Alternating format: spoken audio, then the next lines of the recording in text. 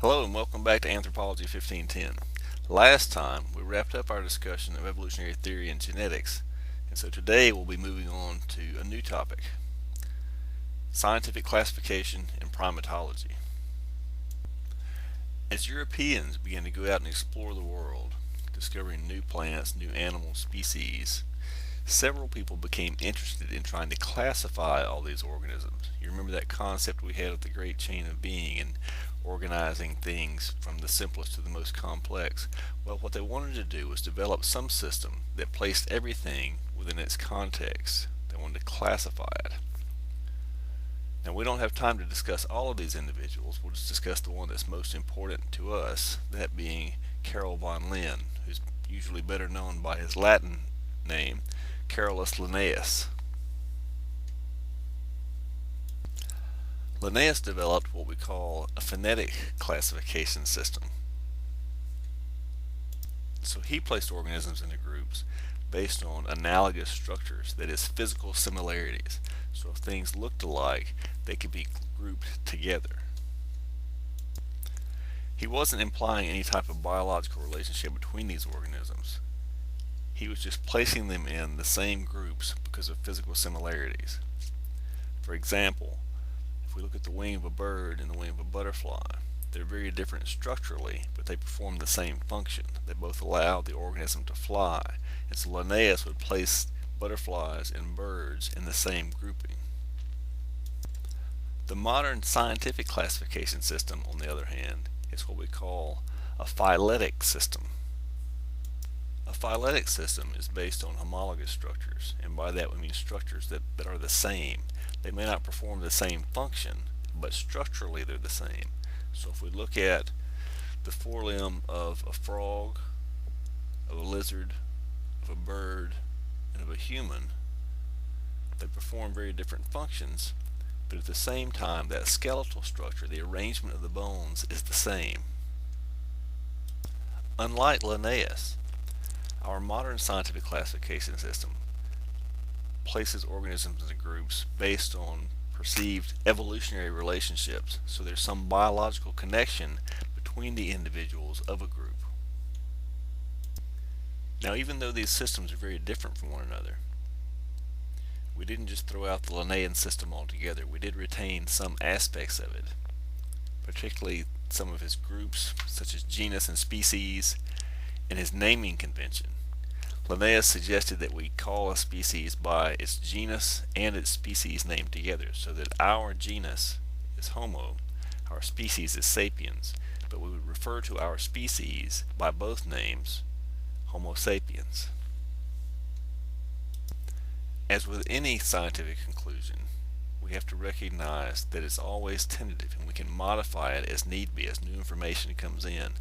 And so this classification system that we use today, this modern scientific classification system, is a set of hypotheses.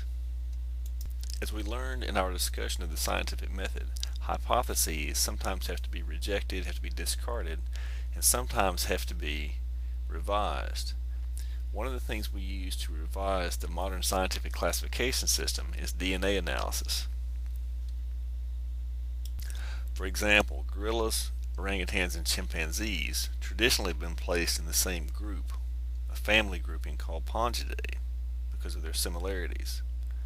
But more recently, people have suggested that gorillas and chimpanzees are closer together than either is to the orangutans, so those should be placed in different family groupings, with the orangutans retaining that Pongidae designation, while the gorillas and chimpanzees would be in the family Panidae.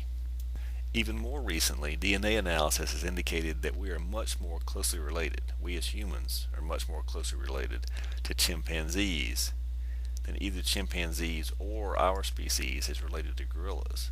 And so they suggest that we should be placed in a group with chimpanzees. Science tends to be fairly conservative, so not everyone has jumped on the bandwagon and agreed to accept these new classifications. But as new evidence comes in, that probably will happen. For this class, for simplicity's sake, since we're not spending a lot of time with the primates, we're just going to retain the conventional classification system. As we think about this scientific classification system, of course our concern is with the classification of humans, and so we'll go through much of it fairly quickly until we get to the part that is of greater interest to us, and that is the primates. As we mentioned earlier, organisms are placed into groups based on homologous structures, based on structures that are the same. And as we go down through each grouping, what we'll see is they become increasingly exclusive. That is, fewer and fewer organisms are able to fit into that grouping. Beginning at the level of kingdom, humans are placed in the kingdom Animalia because, like other animals, they're mobile and they don't derive their energy from the sun. We're placed in the phylum Chordata because we share the characteristics of a notochord and gill slits with other chordates. Now, of course, the fish and the lizards retain those gill slits while we lose ours over time.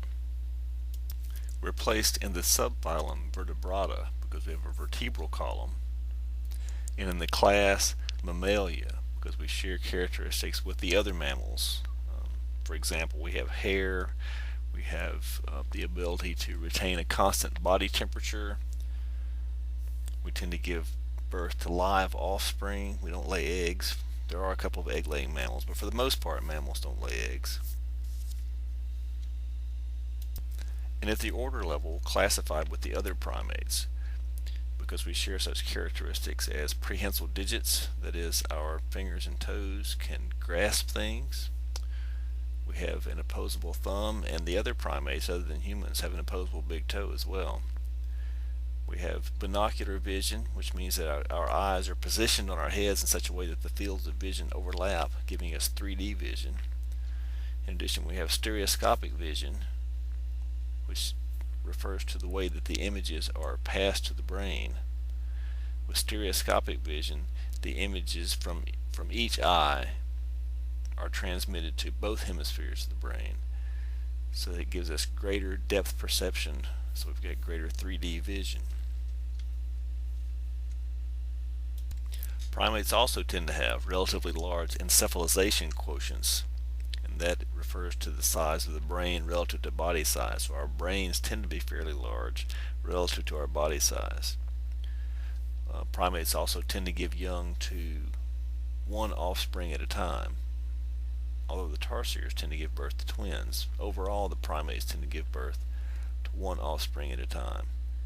We also have comparatively slow maturation rates, that is, the time from birth until our offspring can survive on its own tends to be fairly long relative to other animals. At this point, we'll slow down just a little bit because we want to separate out the other primates and get down to where we are, where the humans are. So we'll start off with that order level. So this includes all the primates. And the first thing we need to do is move down to the suborder level and separate out the prosimians, this suborder Prosimii. The suborder Prosimii includes such primates as the lemurs, which are only found in Madagascar, the lorises, which are found on mainland Africa and some parts of Asia, and tarsiers, which are found in Southeast Asia. Now, when we look at these prosimians, we can see some of those characteristics we were talking about. We see the eyes on the front of the head, so they've got that binocular vision. We can see their prehensile digits. We can see the opposable thumbs and the opposable big toes. So these are all characteristics that you can see not only in these living primates, but you can see these in fossil primates as well. Humans are classified in the suborder Anthropoideae. Now, the anthropoids include not only humans, but this grouping also includes monkeys and apes. So if you were to see something on the exam about what's included with anthropoids, then that would be monkeys, apes, and humans. But we need to continue separating out anthropoids that aren't going to continue on down to humans.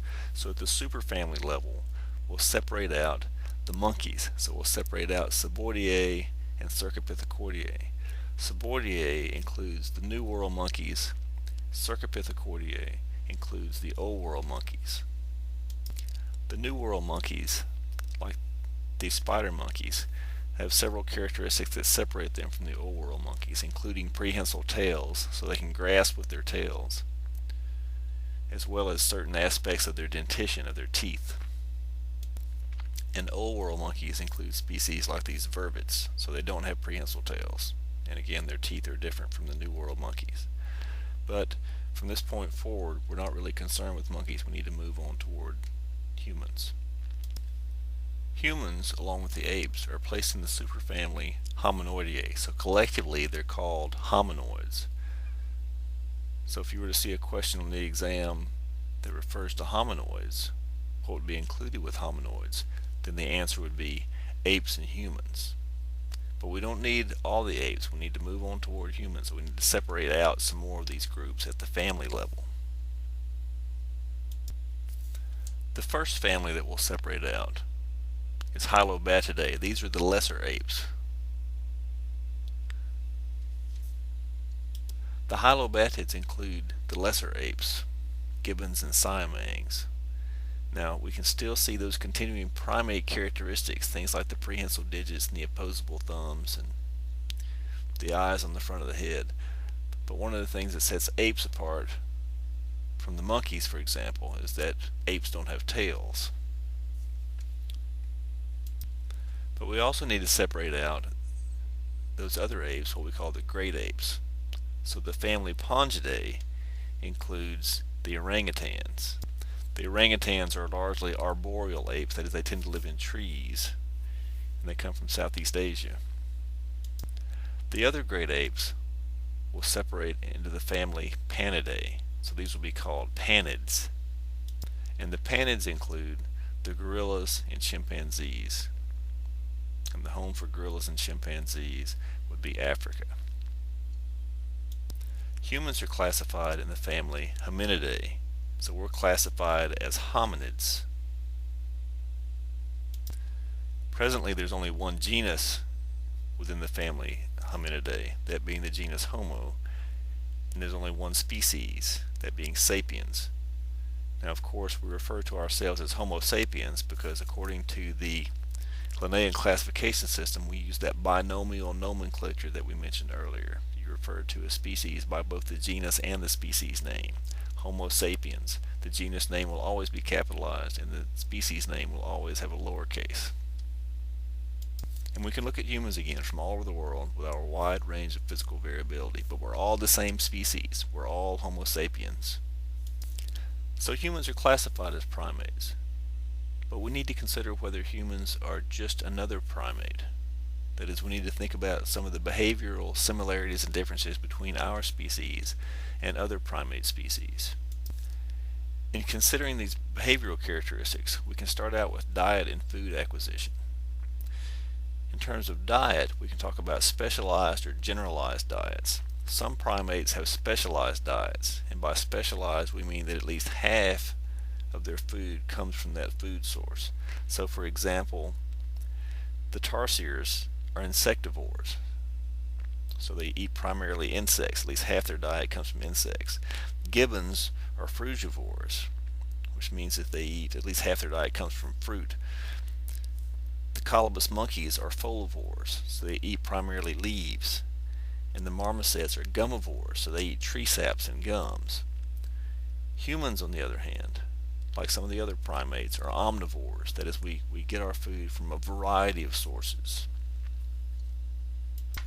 When it comes to food acquisition, like the other primates, we use our vision to identify foods primarily, and we use our hands to process foods, but there are some differences. Now, one of the things that we used to think was different about humans is that we hunted food and other primates didn't, but we've since learned that there are other primates that do hunt food, such as baboons and chimpanzees. At this point, if you want to see that, pause the lecture and go to the link for video 1, chimpanzee hunting. While baboons and chimpanzees do hunt, their hunting tends to be opportunistic when the occasion arises, and they don't eat nearly as much meat protein. Meat protein doesn't make up nearly as much of their diet as it does ours. And then the other thing that separates us out from the primates when it comes to food is preparation of food. No other primate cooks their food. We're the only ones that have controlled use of fire, and we cook our foods, which will be very important to us later on when we talk about the development of the use of fire. In considering similarities and differences, we can also think about aspects of sex and reproduction. For most primate species, sexual activity is only conducted when the female is ovulating, a period known as estrus. Now, estrus can be indicated by a number of signals. Sometimes they're visible signals, a swelling of the genitals. Sometimes it's by pheromones that are exuded, which indicate chemically to the males that the females are ready for sexual activity.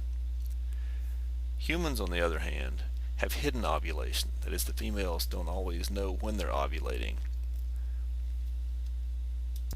One of the things that we see associated with this hidden ovulation is that humans are continuously sexually receptive. That is, they don't just engage in sexual activity at one point in the menstrual cycle, but they can and do engage in sexual activity throughout the menstrual cycle. For some other aspects of sex and reproduction, there are some similarities, although there are differences in degree.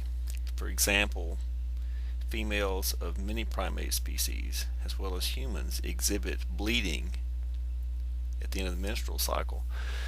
But the difference is that non-human primates tend to bleed less and for not as long a time as humans do.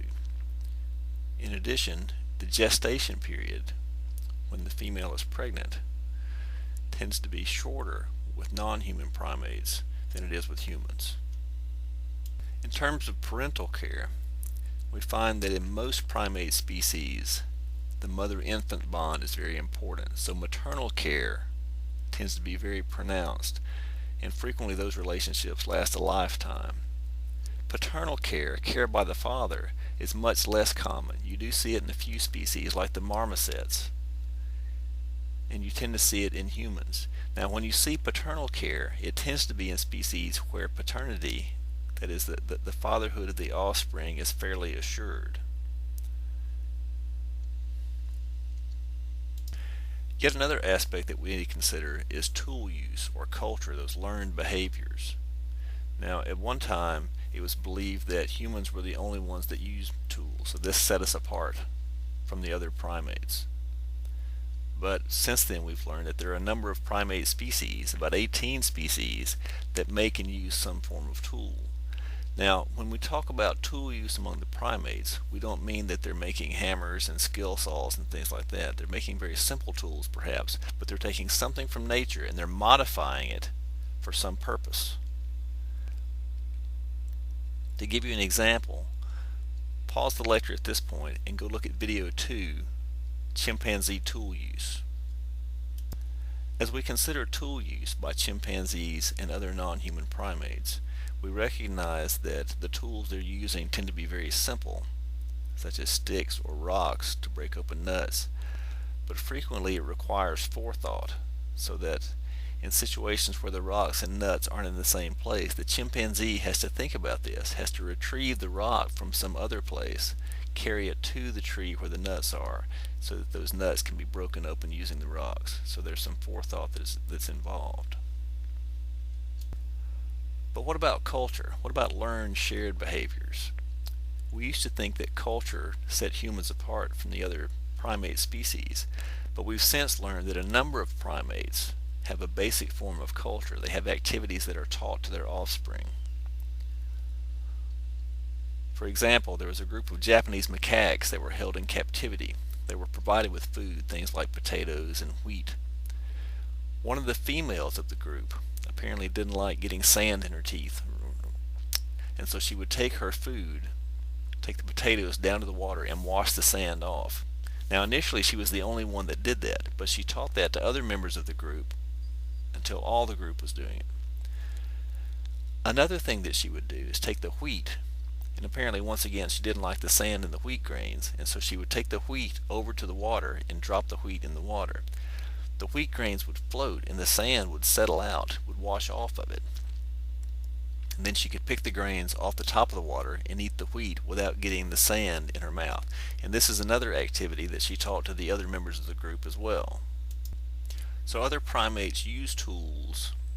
Other primates have learned shared behaviors, but the difference once again is in degree. They don't have the complexity of the tools that we have.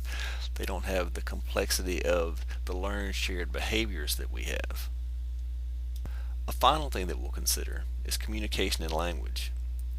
Now, while many primates have relatively complex means of communication, that is through vocalizations, through sounds that they make, and through facial expressions, they can't make the wide range of sounds that humans can. They don't have the vocal apparatus in their throat to do so. So they wouldn't be able to have very complex languages anyway. There's only a limited range of sounds that they can make. And in addition, primates in the wild don't use abstract symbols to communicate like humans do. Now, a number of apes have been taught how to use American Sign Language, and then to create their own sentences. That is not just repeat what they've seen, but to create new sentences to communicate things. But it's not something they do in the wild. A number of apes have been taught to use simple computer programs to communicate ideas. And again, they're communicating new ideas sometimes, not just repeating things that they've heard before or that they've seen before. But this is not something they're doing in the wild. It's only something they're taught to do by humans. In looking at diet and food acquisition, sex and reproduction, parental care, tool use and culture, communication and language, we can see that there are some similarities between us and other primates. But we have to conclude, in answer to our question, are humans just another primate, that the answer would be no. We're not just another primate. There are some very important differences that make humans what they are. So as hominids, humans are unique, very different in many ways from the non-human primates. But what we need to consider now is, are humans the only hominid? Well, as we'll see in our next lecture, humans are the only surviving hominid. You recall in our discussion of human classification, we said there's only one genus of the family Hominidae. There's only one species, that being Homo sapiens. But at times in the past, there have been other genera being the plural of genus, there have been other genera of hominids, Ardipithecus and Australopithecus. And there have been other species within the genus Homo, such as Homo habilis, Homo erectus, Homo heidelbergensis, Homo neanderthalensis, as well as our species Homo sapiens. Now, don't worry about learning all these names now, because later on when we get to the next lecture, lecture 6, we'll start talking about these in more detail as we look at the fossil record. So we can all eagerly look forward to our next lecture in Anthropology 1510. So easy a caveman could do it.